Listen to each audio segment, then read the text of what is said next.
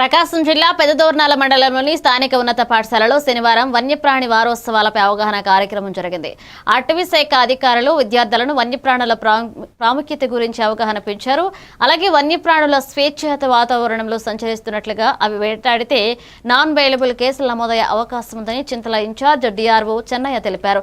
కేంద్ర ప్రభుత్వం 1973లో వన్యప్రాణుల సంరక్షణకు ప్రత్యేక చట్టాన్ని ప్రవేశపెట్టిన విషయాన్ని విద్యార్థులకు వివరించారు.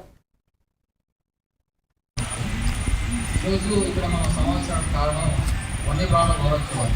అంటే అక్టోబర్ 2 నుండి 20 తారీఖు వరకు మనం వారోత్సవాలు అంటే వన్యప్రాణుల గురించి అవగాహన కల్పించడం జరుగుతుంది.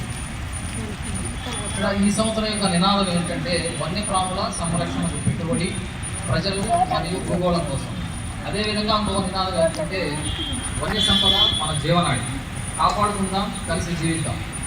ఈ యొక్క నినాదానికి అనుగుణంగా మనం గవర్నమెంట్ ఏంటంటే కొన్ని ప్రణాళికలు సిద్ధం చేసింది.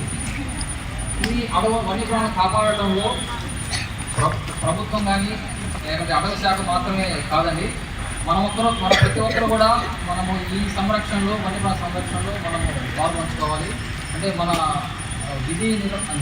మన దైనందిన జీవితంలో మనం వీటి మీద అవగాహన పెంచుకొని వాటి సంరక్షణకు మనము చర్యలు తీసుకోవాలి. ఇంకోటి ఏంటంటే ఇప్పుడు వన్యప్రాణులు అనేది అడవులకి అందాలు మాత్రమే కాదండి, అవి వర్షాలు పడటంలో, అడవుల పెరుగుదలలో, నదీ ప్రవాహ ప్రాంతాల్లో సంరక్షణగా ఇవన్నీ మనకి ఒక ముఖ్య పాత్ర పోషిస్తాయి. కాబట్టి ముఖ్యంగా మనం 3 కార్యక్రమాలు చేయాలండి. ఒకటి ఏంటంటే అవగాహన పెంచుకోవాలి. మీరు అవగాహన పెంచుకొని మీ చుట్టుపక్కల ఉన్న వారికి కూడా అవగాహన వాటి యొక్క ప్రాముఖ్యతను మనం తెలియజేయాలి.